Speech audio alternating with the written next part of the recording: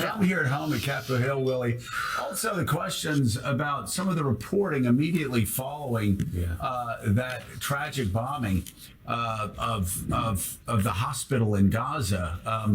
A lot of the intel, U.S. intel, pointing toward the fact that it was an Islamic Jihad rocket. There are, if you read the Wall Street Journal this morning, talks and transcripts of intercept between Hamas, where members of Hamas saying, yeah, that it's one of our rockets, and talking about how the fragments of it don't look like an Israeli bomb. You have General McCaffrey and others looking at the pictures that have come from there and said, you look at the pictures. And as General McCaffrey has said before, he knows about blowing things up. He spent his life doing it. He goes, there's no way in the world that hospital was hit by an Israeli bomb. And yet, my God, the news reporting was so reckless and irresponsible that, well, you have an entire region in flames now. Yeah, I mean, it's, as you say, let's take partisanship out of this and just analysts, people who study these things and know these things, like people inside the National Security Council, but also independent experts who looked at that and said, if a 500-pound Israeli bomb had been dropped on a hospital, you'd see a crater, you'd see mass devastation, and that's not what the images we have so far have seen. We're going to talk to some of those experts about that, and why, as you say, is that important?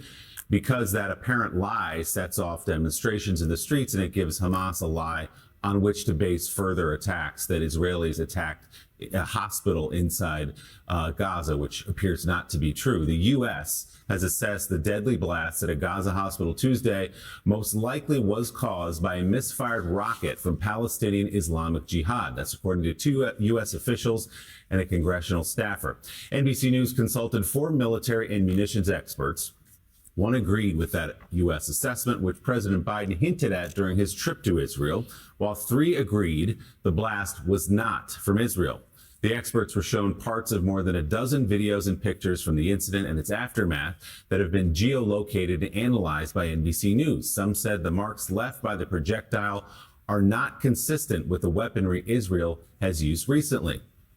Hamas, meanwhile, blamed an Israeli airstrike for the explosion without citing evidence, a claim that was widely accepted across the Middle East and in some quarters of America. As the Wall Street Journal editorial board points out, quote, Hamas may still call this a success. Its propaganda held up long enough to set the Middle East ablaze. And there is the problem, Joe, with leaping to conclusions and taking Hamas, yes, Hamas, at its word about what happens in this war.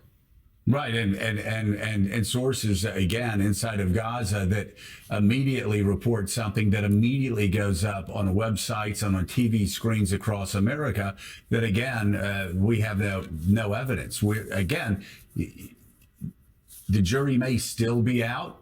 All of the evidence, if you look at what Wall Street Journal, if you look what NBC News is saying, the evidence points to it not being from Israel, but most likely from Islamic Jihad. And we don't expect Hamas to be honest about anything.